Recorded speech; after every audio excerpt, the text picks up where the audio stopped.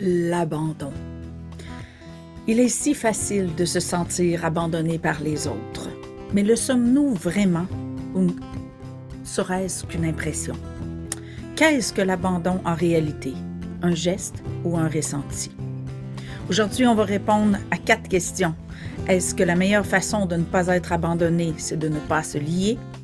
Est-ce que la peur de l'abandon, est-ce la peur de l'abandon qui nous pousse à porter des masques? Comment pourrait-on s'assurer de ne jamais être abandonné? Et est-ce que s'abandonner est toujours une mauvaise chose? Donc, je vais vraiment t'amener à voir l'abandon sous un autre œil aujourd'hui. Bienvenue dans La richesse des différences, le podcast où l'on démystifie les subtilités de la vie. Ici, on vit une expérience en explorant les différences dans les mots, les façons de penser et d'être. Non pas pour les juger, mais pour les rendre confortables. Il y a plusieurs façons d'expérimenter l'abandon. On peut être abandonné, on peut s'abandonner soi-même, mais on peut aussi se donner, donc s'offrir. Est-ce une autre forme d'abandon? Est-ce dangereux? Comment reconnaître qui abandonne qui? L'abandon, pour moi, c'est un sujet particulier parce que je me suis abandonnée de plusieurs façons, trop souvent et trop longtemps. Donc, je veux vraiment t'amener à peut-être te voir si tu t'abandonnes sans t'en rendre compte, à te repositionner si tu t'abandonnes de façon nocive et à revisiter peut-être l'abandon parce que ça peut aussi être une bonne chose. Alors, petite révélation choc. On a tous peur de l'abandon, d'être abandonné. Mais ce qui est stupéfiant, c'est la facilité naturelle, rendue normalisée en plus, à nous abandonner nous-mêmes. Nous sommes des traîtres.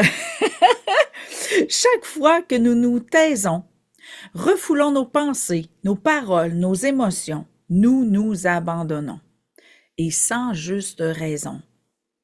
Nous sommes des guidounes affectives. Nous voulons tellement plaire, être aimés, avoir notre place, que nous nous déguisons et ce comportement que je qualifie de négligence criminelle. En effet, cette négligence criminelle-là, personnellement, je me suis égarée sur cette route-là pendant très, très, très longtemps. J'en ai parlé par-ci par-là là, dans les épisodes précédents, mais je pense qu'aujourd'hui, je vais rentrer plus en profondeur dans le processus de l'abandon parce que c'est tellement subtil l'expérience de l'abandon et on n'a jamais pensé que d'une façon quelconque, ça pouvait être une bonne chose et c'est quelque chose que j'ai appris très tard dans ma vie. Euh, euh, pour le plus grand bonheur de mon chum, dans le fond, j'ai fini par accepter de m'abandonner, mais plus de manière nocive. Je t'explique un petit peu plus clairement. On a tous entendu parler des blessures de l'âme, de l'abandon, la trahison, l'injustice, attends un petit peu, trahison, rejet, abandon, humiliation et injustice. OK? Ces 5 blessures-là, il y en a d'autres, mais l'essence fondamentale de ces blessures-là partent souvent de l'impuissance. Mais au-delà de ça, c'est que quand on a tous expérimenté ces blessures-là dans la petite enfance et inconsciemment, toutes ces blessures-là naissent d'un abandon de soi-même. C'est comme si on avait abandonné de croire en soi. On s'était abandonné à croire en ce qu'on nous proposait. On s'est abandonné, on s'est trahi en croyant qu'on était trop ou pas assez. Et ce processus-là est ça gruge par en dedans parce que on s'en rend pas compte. qu'on le fait. On se rend vraiment pas compte qu'on s'abandonne puis qu'on se trahit, mais on est les premiers à le faire. Et, et cet abandon-là, cette trahison-là est tellement normale parce que, oui, c'est vrai qu'on est trop ou pas assez quand on est enfant. C'est tout le temps ça. Il n'y a que ça de vrai. Sauf que on oublie de remettre en question, dans l'épisode précédent, tu te souviens, l'ingrédient secret pour réorienter sa vie, c'est le doute. On oublie que ce qui était vrai quand on était enfant devient faux quand on devient adulte. Donc, on oublie d'arrêter de se trahir et de s'abandonner en se jugeant puis en se définissant à l'issue de nos expériences. Ce qui était vrai enfant n'est plus vrai aujourd'hui. On est capable, on n'est plus trop ou pas assez. Mais c'est tellement inculqué, c'est tellement rentré inconsciemment et spontanément dans notre tête qu'on était trop ou pas assez que c'est devenu une vérité qu'on qu'on nous a jamais dit qu'on pouvait ou qu'on devait remettre ça en question. Et moi, bien sûr, je me suis abandonnée très jeune, comme la plupart des gens. Et je me suis trahie parce que je suis devenue une prodigieuse hypocrite. J'avais une capacité incroyable à faire croire à tout le monde que j'étais joie-joie, que j'étais un petit bout en train, que tout allait tout le temps bien, alors que c'était tellement faux, j'étais en détresse profonde et pendant très longtemps dans ma vie. J'ai commencé à me permettre ma vulnérabilité dans un espace un peu plus sain, parce qu'à une époque de ma vie, après l'agression sexuelle, dans ma début vingtaine, j'avais une croyance qui était rentrée par le biais de l'agression, c'était que je ne servais... dans le fond, les gens pouvaient juste s'intéresser à mon cul, donc à ma sexualité. J'avais rien d'autre d'attractif que ma sexualité, c'est comme une équation spontanée qui s'était faite dans ma tête, puis je me suis égarée dans cet espace-là. Et pendant pendant quelques années, je me suis retrouvée avec quelqu'un et ce quelqu'un-là, oui, me servait sexuellement, mais ça est devenu tellement nocif de m'abandonner à cette relation-là où est-ce qu'il n'y avait que ça, ben, dans ma tête à moi, parce que c'était très, très pas vrai, mais à l'époque, j'étais comme, ah, si même ça doit être pour mon cul, ça doit être pour le sexe, et ça m'a pris, ben, je suis restée amie avec cette personne-là pendant très longtemps. Ça m'a pris très longtemps avant de découvrir qu'il m'aimait vraiment, avant de découvrir que, dans le fond, j'étais aimée, mais j'étais incapable de le concevoir, incapable d'accéder à ça. Donc, je me suis abandonnée à la réalité euh, que je ne pouvais être aimée que pour mon cul et je me suis trahie en pensant, en croyant à ça.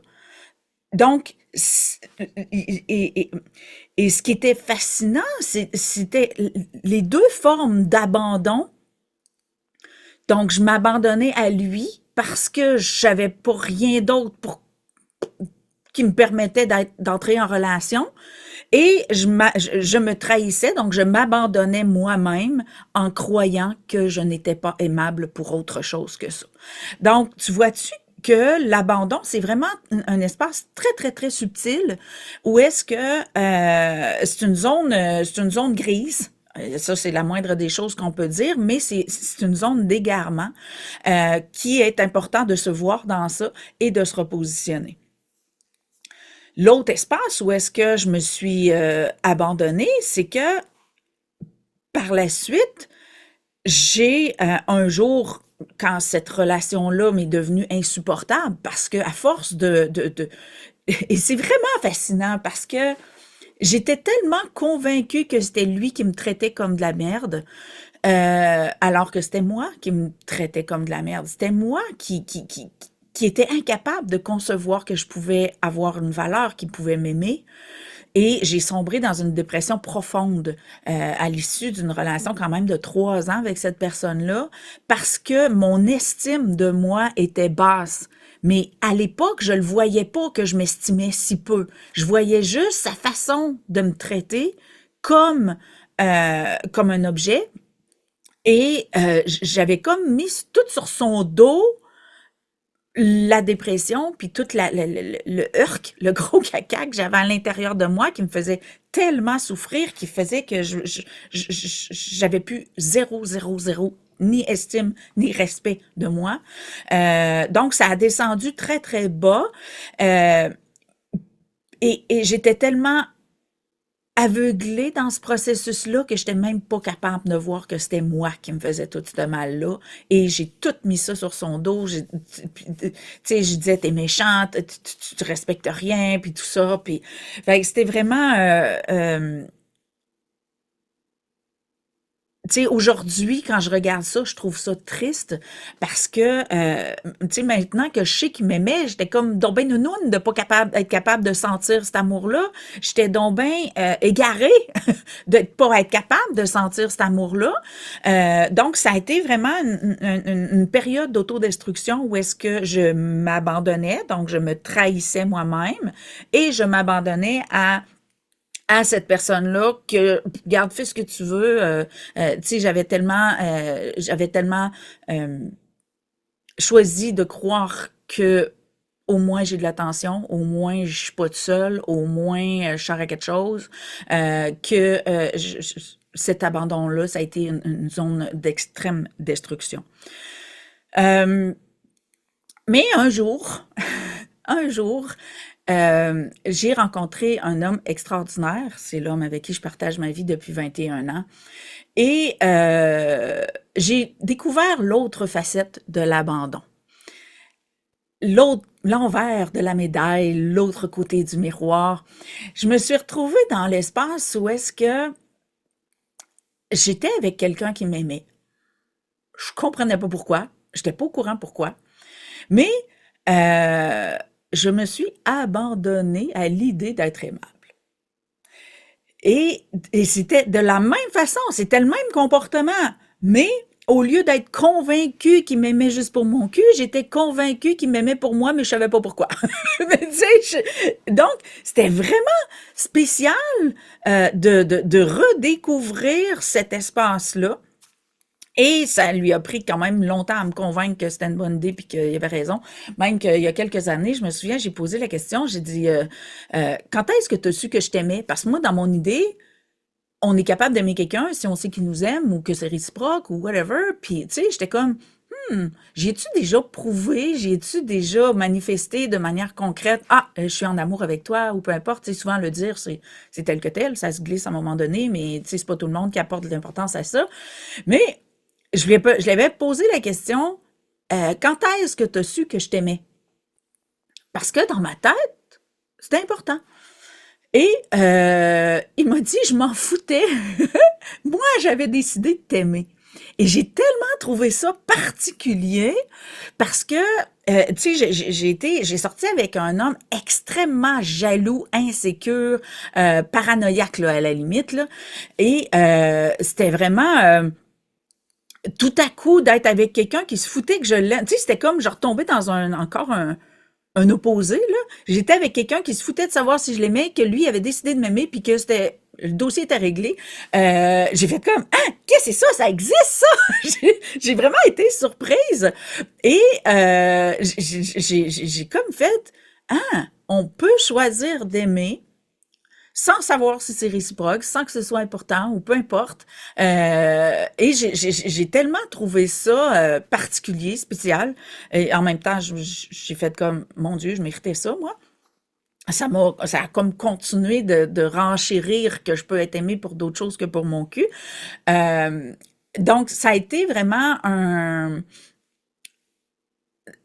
Tu sais, j'ai vraiment comme exploré l'abandon de diverses façons. Et c'est lorsque, justement, quand j'ai touché le fond avec l'autre que je t'ai dit que j'avais touché le fond et que j'avais tombé en dépression, dans cet espace-là, quand j'ai touché le fond et que j'ai mis fin à cette relation-là, je m'étais fait une promesse de ne plus jamais me, me, me de ne plus jamais m'abandonner par la sexualité. Et je m'en étais pas rendu compte de la sincérité de cette promesse-là. Je m'en étais pas rendu compte de tous les dommages que ça pouvait faire de se faire une promesse comme ça. Mais lorsque, avec les années, j'ai fini par prendre conscience, j'ai fait comme, ah, je m'étais fait cette promesse-là. Il a fallu que je la fasse à l'envers pour être capable d'avoir une sexualité saine où j'étais de nouveau capable de m'abandonner. Et c'est là que j'ai compris réellement la profondeur et l'utilité, la pertinence et tout ce qu'on est capable, tout ce qu'on est capable d'aller chercher par le biais de l'abandon. Et si tu n'as pas écouté l'émission où est-ce que je parle de la vulnérabilité, qui était l'épisode, ça va mal avec les yeux pleins d'eau, l'épisode 4. Si tu n'as pas écouté l'épisode 4, tu iras écouter l'épisode 4, tu en as besoin.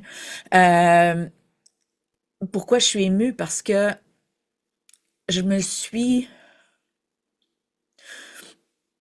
compris que s'abandonner, c'est se rendre vulnérable. Et c'est par le biais de se rendre vulnérable qu'on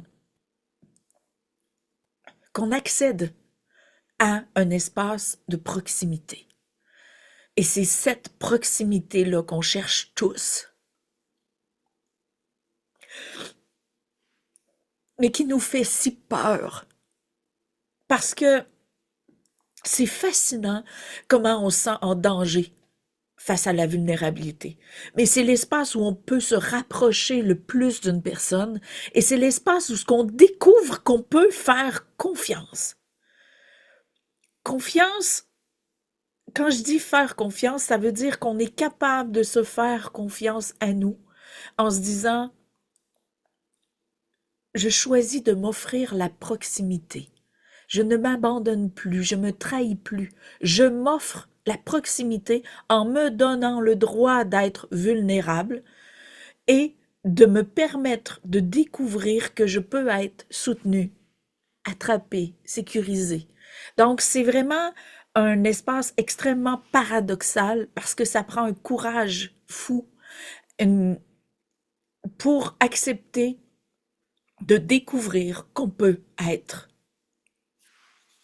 soutenu, qu'on peut être à la fois vulnérable et en sécurité.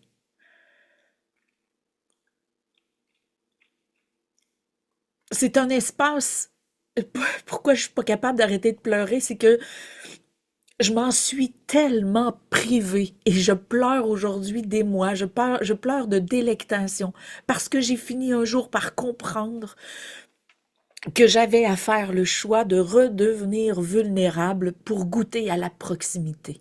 Et c'est pour ça que j'ai décidé de faire cet épisode-là, pour que les gens se permettent un jour d'accéder à cet espace de vulnérabilité profond-là, où est-ce qu'on s'abandonne non plus soi-même, mais à soi-même, à la possibilité de pouvoir faire confiance, à la possibilité de se sentir soutenu et sécurisé par quelqu'un d'autre que nous. Tu sais, depuis qu'on est tout petit, on nous convainc qu'il faut être autonome, qu'il faut se défendre, qu'il faut se protéger. Urk, urk, urk. On n'est pas en danger, sauf si on en est convaincu. On n'est jamais en danger. On est en danger lorsqu'on se trahit nous-mêmes, parce qu'on est en danger de s'égarer dans un espace où on ne mérite rien. Et c'est l'espace où je me suis retrouvée. Ça a été une zone d'égarement pendant beaucoup trop longtemps, beaucoup trop d'années. Et je te souhaite sincèrement de t'observer, d'entrer en introspection. Jusqu'à quel point tu as peur de t'abandonner à l'autre? Jusqu'à quel point tu as peur d'entrer en vulnérabilité ben chaque fois que tu te prives de cette vulnérabilité-là, ne serait-ce que pour parler à quelqu'un en pleurant, te disant j'en peux plus, je suis fatiguée, je suis plus capable, j'ai besoin de soutien, j'ai besoin d'aide. C'est vraiment ça là, j'ai besoin d'aide là. Lorsque je fais de la consultation privée, je fais lire un consentement au début de mes consultations. Et dans ce consentement-là, la première phrase, c'est j'ai besoin d'aide. Combien de clients ont éclaté, clients et clientes, bien sûr, ont éclaté en sanglots juste en disant cette phrase-là. Et je le vois parce que je leur fais lire avant de le lire à haute voix, ils lisent pour eux-mêmes. Et je les vois, là, ils lisent la première phrase, là, puis là, ils ravalent. Ça passe pas bien, là. Et là, ils savent qu'il va falloir qu'ils le disent à voix haute tantôt, là. Donc, et moi, personnellement, pourquoi je l'ai mis au début de ce consentement-là, je sais ce que ça m'a pris, moi, pour apprendre un jour, me donner le droit un jour d'avoir besoin d'aide. Euh, Tu sais, j'ai raconté ma vie quelques fois, là. Tu sais, je suis née d'un père alcoolique, d'une mère instable. Mes parents sont séparés, j'avais 3 ans. Donc, j'ai pas eu le temps d'avoir besoin d'aide. Je me suis pas donné le droit d'avoir besoin d'aide. C'était trop insécurisant, c'était trop épeurant. Je suis rentrée en survie extrêmement jeune. Donc, c'était même plus un choix, c'était un réflexe. Donc, de conscientiser à quel point je m'étais jamais donné le droit d'avoir besoin d'aide, que c'était même pas un droit légitime, c'était même pas une option, c'est aussi simple que ça, euh, et de constater que, et si, donc, de douter de cette croyance-là que j'avais pas le droit d'avoir besoin, ça a été un choc révélateur qui s'est vécu de différentes façons, sous différents angles, parce que je me suis rendu compte récemment à quel point c'était ancré profond, profond chez moi. Ça remontait au berceau. Donc, ce réflexe-là de ne pas avoir le droit d'avoir besoin, j'ai dû en prendre conscience, me repositionner, me donner le droit. Et la première fois que j'ai osé prononcer les mots terribles «j'ai besoin d'aide», j'ai eu l'impression de perdre 500 livres. Pourquoi? Parce que j'arrêtais de m'abandonner moi-même.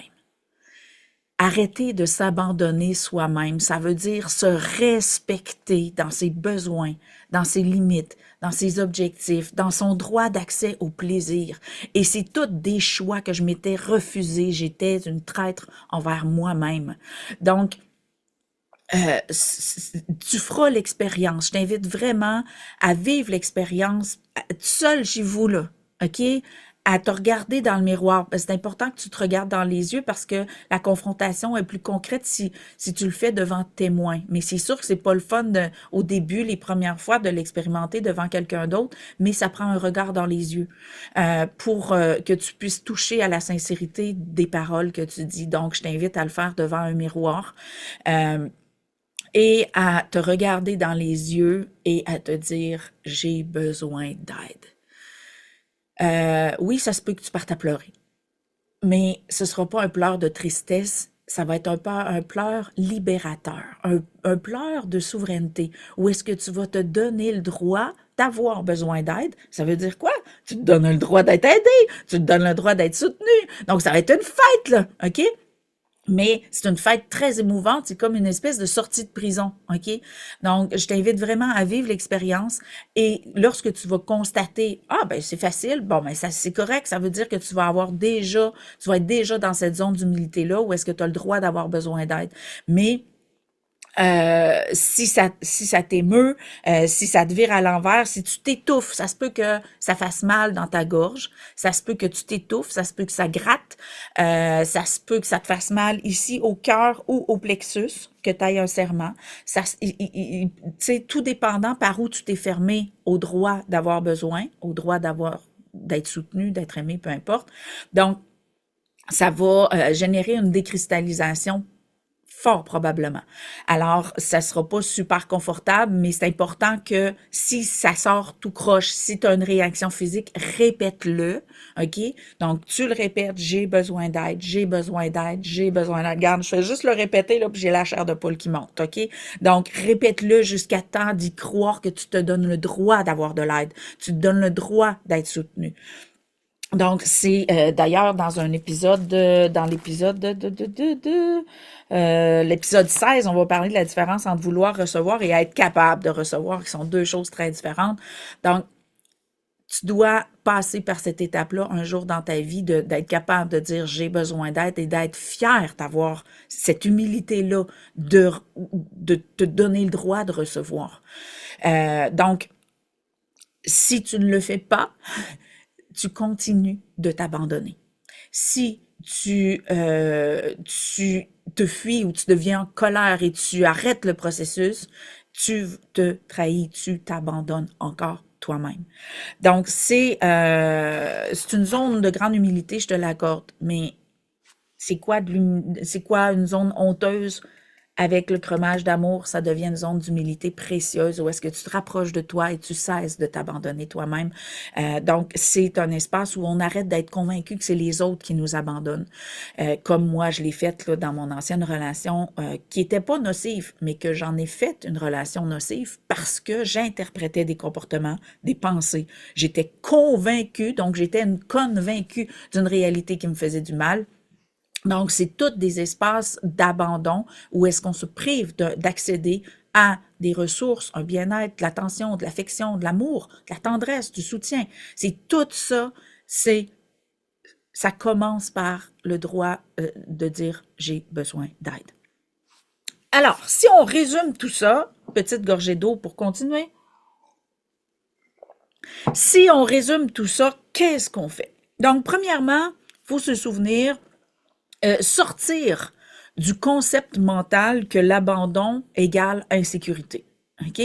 Donc, comme je te dis, tu iras réécouter l'épisode 4 si tu ne l'as pas déjà fait, de comprendre que la vulnérabilité, c'est une zone de proximité et non pas d'insécurité. Donc, vraiment, commencer par repositionner ta posture face à l'abandon, de permettre que l'abandon soit une zone de potentiel, OK?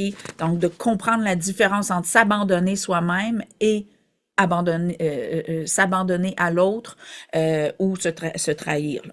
OK? Donc, je t'amène le discernement entre les 4 façons. Donc, soit être abandonné, s'abandonner soi-même, s'abandonner à l'autre ou se donner. OK? Et on va revenir sur abandonner tout court. Discernement numéro 1, être abandonné. Donc, c'est un sentiment, donc c'est un menteur. C'est un sentiment de trahison. Donc, lorsque on croit qu'on est abandonné, on se sent abandonné, c'est un sentiment de trahison. Mais le potentiel de ça, c'est une occasion de développer notre autonomie. OK?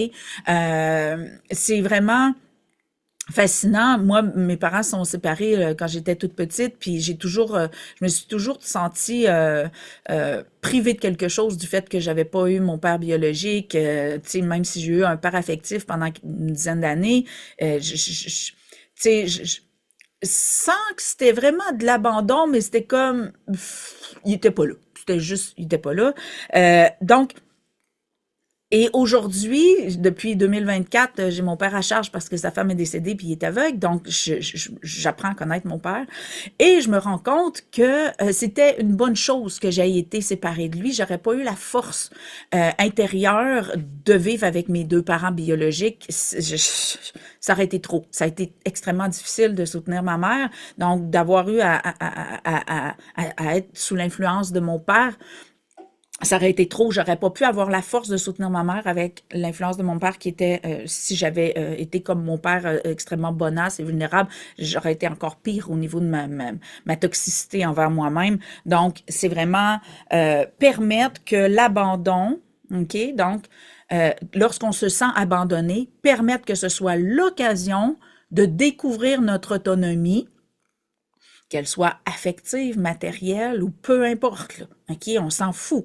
Le sentiment d'abandon découle d'un manque quelconque. Donc, qu'est-ce qu'on conçoit comme un manque? De quoi on se sent privé? De quoi on se sent abandonné? Bon, à partir de là, permet que ce soit l'occasion de développer ton autonomie dans le gain de cette chose-là qui, toi, te fait sentir abandonné. Deuxième point, s'abandonner soi-même. C'est se trahir soi-même et c'est un espace qui a besoin de lucidité. C'est la raison fondamentale de cet épisode-là, OK? C'est de voir qu'il est facile de s'abandonner / se trahir soi-même et c'est un espace de lucidité important que je t'offre aujourd'hui de te voir dans les dangers de s'abandonner soi-même, se trahir soi-même. Maintenant, s'abandonner à l'autre, OK? Donc, c'est se donner l'occasion d'instaurer la confiance, OK? Sans abandon à l'autre, on ne peut pas développer la confiance. C'est aussi simple que ça. Si on n'essaye pas, tu sais, t'as peut-être vu le film Footloose, si t'es de ma génération, on a tous vu le film Footloose, et c'est ça que le révérend, quand il décide de donner le go pour approbation au spectacle, j'ai encore la grosse chair de poule, si on ne fait jamais confiance à nos enfants, comment pourront-ils devenir dignes de confiance? J'ai la grosse chair de poule. Et c'est vraiment ça. Si on veut arriver à pouvoir se sentir en sécurité et en confiance avec quelqu'un, il faut arriver à s'abandonner à l'autre pour toucher à cet espace où est-ce que on devient vulnérablement accessible pour recevoir, que ce soit affection, matériel, amour, peu importe, OK? Donc, se souvenir que sans l'abandon, on peut pas instaurer la confiance. Et l'autre point, se donner, donc quand on dit s'abandonner à l'autre, mais se donner, ça veut dire choisir de s'offrir. Cette zone-là, c'est la zone glissante, il faut savoir trouver l'équilibre. Il faut se permettre de recevoir est indispensable. OK? Donc, lorsqu'on se donne, que ce soit par des comportements, des paroles, dans l'amour, dans la sexualité, peu importe, faut savoir trouver l'équilibre. Et c'est ce qui va faire qu'une relation sexuelle va être saine, c'est que c'est un échange. Une relation d'amour va être saine si c'est un échange.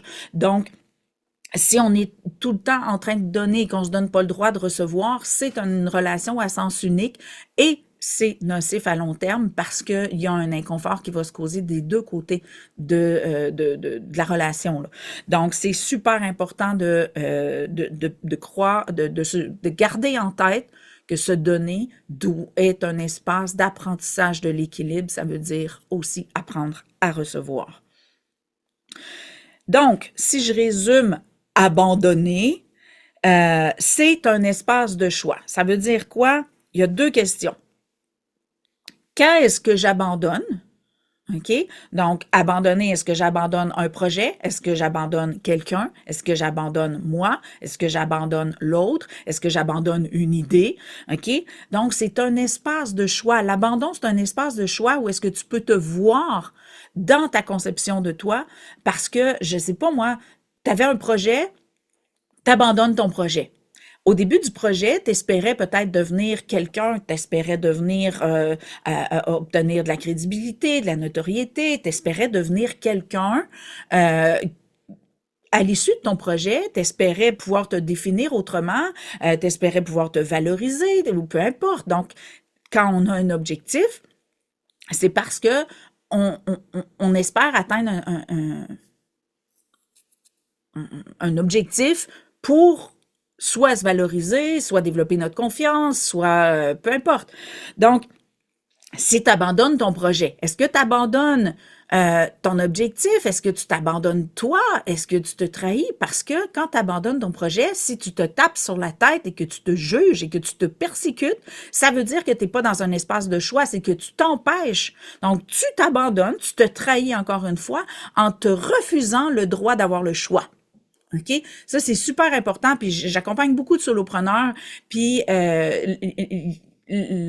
puis que ce soit, j'ai même eu des étudiants en consultation qui se donnaient pas le droit d'abandonner ou de changer de programme au cégep ou à l'université. Lorsqu'on se prive du choix, donc de changer d'idée, de changer d'objectif, d'abandonner, donc c'est un espace de choix, l'abandon, mais pas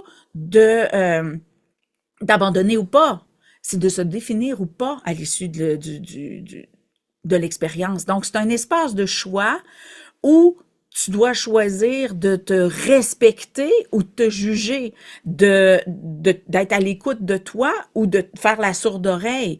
Donc, souviens-toi que si tu abandonnes, toi, quelqu'un ou un projet, c'est une zone de choix où est-ce que tu ne dois pas te taper sur la tête parce que ça devient un espace de trahison, OK? Donc, souviens-toi que le but n'est pas de se définir, mais bien de se livrer de l'amour par le respect de nos besoins, de nos limites. Et la deuxième question, donc dans l'espace de choix, donc la question 1, c'était qu'est-ce que j'abandonne? La deuxième question, qui est-ce que j'abandonne? Est-ce que j'abandonne mes clients? Est-ce que j'abandonne mon chum, ma blonde, mes parents? Est-ce que j'abandonne moi? OK? C'est pour ça qu'encore une fois, je te dis, abandonner, c'est un espace de choix où tu dois conscientiser.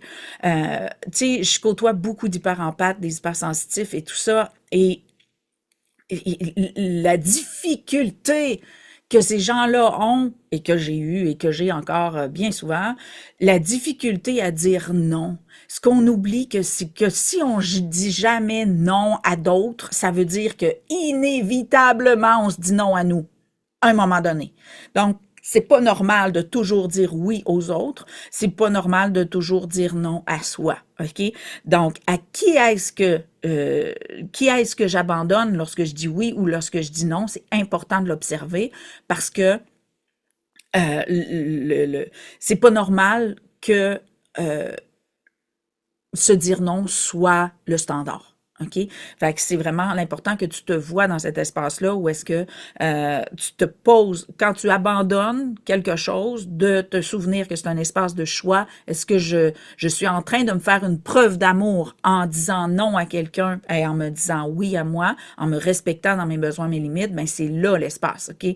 Donc, souviens-toi que abandonner, c'est un espace de choix où est-ce que tu es capable d'accéder à l'amour de soi par le respect de tes limites. Donc, c'est ce qui résume le discernement face à l'abandon.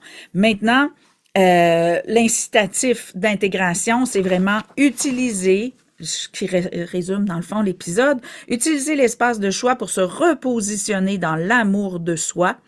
Donc, c'est quoi l'amour de soi? C'est le respect de ses besoins, ses limites, ses objectifs et son droit d'accès au plaisir. Donc, c'est l'espace par excellence pour te repositionner face à l'abandon sainement. Quel outil que j'ai qui peut t'aider dans cet espace-là? Parce que tu as dû comprendre par la complexité de ce que je viens de t'expliquer que c'est un processus qui exige énormément de connaissance de soi, de proximité à soi, d'écoute de soi, du choix de s'aimer, OK? Et c'est difficile. Je le sais parce que ça m'a pris 45 ans à choisir tous ces choix-là, puis à travailler fort pour y arriver, là. Donc, c'est sûr que c'est un processus qui est difficile, qui se fait pas comme ça. Le choix se fait comme ça, mais de se défaire des réflexes précédents, c'est difficile. Donc, c'est vraiment l'école qui est le lieu par excellence pour se voir, s'accepter et progresser vers un espace où l'abandon n'existe plus, sauf pour être comblé. OK?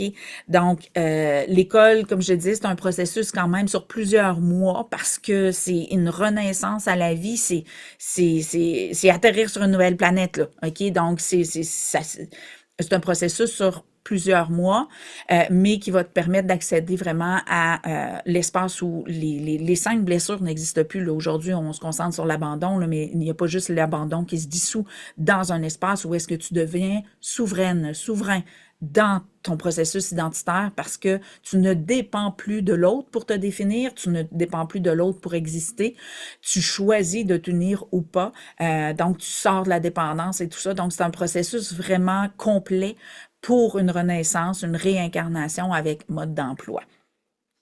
Donc, je termine avec le dessert, le mantra du jour pour permettre l'intégration des notions livrées aujourd'hui. Alors, c'est le moment de sortir ton papier crayon. J'ai terminé d'expérimenter l'abandon.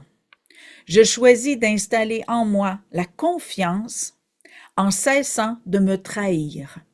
Je choisis l'authenticité. Je répète, j'ai terminé d'expérimenter l'abandon. Je choisis d'installer en moi la confiance en cessant de me trahir. Je choisis l'authenticité. Et c'est vraiment pour ça que je suis devenue enseignante d'authenticité, parce que, tu sais, toutes mes années d'hypocrisie, ça a été la zone où est-ce que je me suis abandonnée moi-même, je me suis trahie moi-même. Et depuis que je me donne le droit d'être, d'agir, de penser, de parler de manière totalement authentique et transparente, j'ai goûté à la liberté d'être qu'on cherche tellement. On cherche l'approbation de tout le monde autour de nous et les seules personnes qui peuvent vraiment nous la donner, c'est nous-mêmes en étant vrais.